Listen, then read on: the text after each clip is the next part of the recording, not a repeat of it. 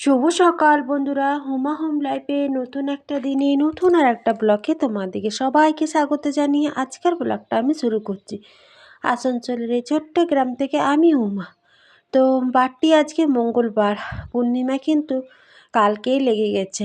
আজকে কিন্তু পূর্ণিমা ছেড়ে আবার গ্রহণ লাগবে। আজকেই কিন্তু দুপুরে পূর্ণিমা পুজোটা হয়ে যাবে। তো আজ তো আমরা হোলি খেলবো না, যেহেতু আজকে ঠাকুরের গায়ে হোলি লাগবে, আমরা কিন্তু কাল হোলি খেলবো। তো চলো, আমি এখন স্নান করে ছাদে এসেছি নিত্য পুজো করব, তাই ফুল তুলতে। আর এখন তো এত পরিমাণে রোদ দিচ্ছে, আজকে তো স্কুল ছুটি, আজকাল দুদিন হোলি উপলক্ষে। তো তোমাদের দাদাভাই সকালে উঠে এই গাছগুলো এই দিকটাতে একটু ছাওয়া চলে আসে, এগুলো সব সাইড করে রাখলো আর গাছে জল দিল। ও ভাড়া চলে গেছে মুড়ি টুড়ি খেয়ে।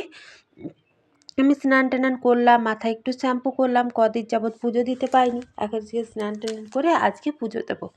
তো ওই জন্য নিত্য পুজোর জন্য ফুল আমি তুলে নিলাম। তো দেখছি গাঁদা ফুল আর সে পরিমাণে আর ফুটছে না, কড়ি এসেছে প্রচুর, কিন্তু ফুল আর সেভাবে ফুটছে না, কারণ সিজনটা চলে গেল গাঁদা ফুলের। এখন অন্য অন্য ফুলগুলো ফুটছে, এই গরমে তার কী ফুল পাবো। তো চলো, যতদিন ছাদ বাগানে ফুল আছে ততদিনই ঠাকুরকে নিত্য পুজো দিই। তো ফুল তোলা আমার হয়ে গেল। তো এখন আমি তুলসী তলায় জল দিই। এইদিকে এই জবাগুলো গোলাপি কালারের বেশ ছোট ছোট দুটো ফুটেছে, তো সেইগুলো আমি তুলে নিলাম। তো এখানে আমি জল আর ধূপটা নিয়ে এসেছি, একবারই তুলসী তলায় জল দিয়ে দিই। আর স্নান করে যেটা প্রত্যেক দিন কাজ থাকে, তুলসী তলায় জল দেয়। তারপর আমি দেখছি ভিডিওটা অনই করিনি, আমার তুলসী তলায় জল দেওয়া হয়ে গেছে।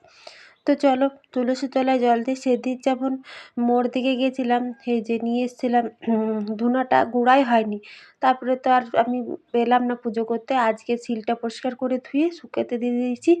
তো শিলেই একটু গুঁড়ি করে নিই, তাহলে দিতে সুবিধা হবে।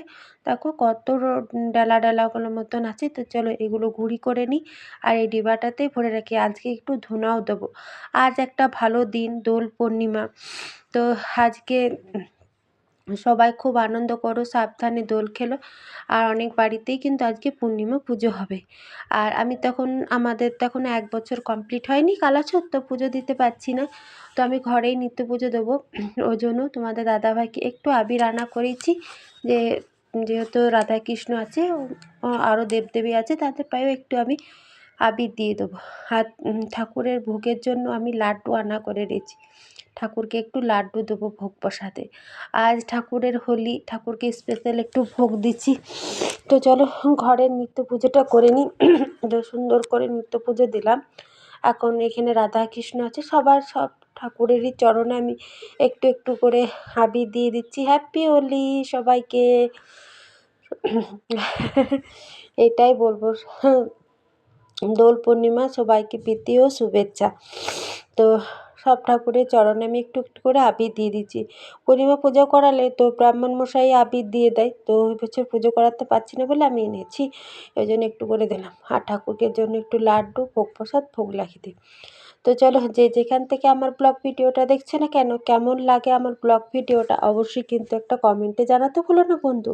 যদি ভালো লেগে থাকে তো অবশ্যই চ্যানেলটা সাবস্ক্রাইব করে বন্ধু হয়ে পাশে থেকো। একটা কমেন্ট, একটা লাইক, একটা সাবস্ক্রাইব কিন্তু ভিডিও করার উৎসাহ আরও বাড়িয়ে দেয়। বড়রা আমাকে আশীর্বাদ দিয়ে, ছোটরা অনেক ভালোবাসা। তো ধুনোটা তো গুঁড়ি করে নিয়েছিলাম, কাঠও আমি সব কিছু জোগাড় করে নিয়েছিলাম। আর এই ধুনোর গন্ধটা আমার খুব ভালো লাগে, জানো তো বন্ধু। সন্ধ্যাবেলায় দিলেও দিতে পারি, আজকে তো গৃহর লাগবে, সন্ধ্যাটা তখন লেগে যাবে, তো দিতে পাবো না পাবো, ওই জন্য আমি ভাবছি স্নান করে ধুনো দেখিয়ে দিই। আর এই ধুনোর গন্ধেতে পুরো ঘর একদম মোমো করে। আর এই ধুনোর গন্ধ, ধূপের গন্ধ, এই ঠাকুর ঘরটা যখনই আমি আসা যাওয়া করি, তখন একটা বেশ সুন্দর, বেশ ভালো একটা সেন্ট দেয়, জানো বন্ধু। আর আজকে এখন তো ফাগুন মাস, একদম হাওয়া বইছে পাতা ঝরা, তো ওই জন্য ধুনোটা ওইখানে নিয়ে দাঁড়ালাম, যাতে কাঠগুলো না তাড়াতাড়ি আগুন ধরে যায়। দেখছো কত হাওয়া দিচ্ছে জানলা দিকে। তো আমার বাড়িতে যেখানে যেখানে ঠাকুর আছে সব জায়গাতে আমি একটু করে ধুনো দেখিয়ে দিচ্ছি। তো ধুনোর গন্ধটা যেহেতু খুব ভালো লাগে, আর ঘরে ধুনো দিলে একটা মিষ্টি সারাদিন, মানে একটা ভালো গন্ধ ছাড়ে ঘরে, বেশ ভালো লাগে, তাই না বন্ধু। মেয়েরা তো এখানে বসে দুজনাতে গল্প করছে, বদমাইশ করছে। আর বাইরে এখন প্রচুর রোদ, এখন 11টার মতো টাইম হয়ে গেছে, তাতেই কত রোদ, তাই কি ছাদে যাচ্ছি। আর যত রোদ দিচ্ছে এখন থেকে হাওয়াও কিন্তু সেই পরিমাণেই দিচ্ছে। দেখো কত হাওয়া দিচ্ছে। এখান থেকে আমি বাবাকে দেখিয়ে দিচ্ছি।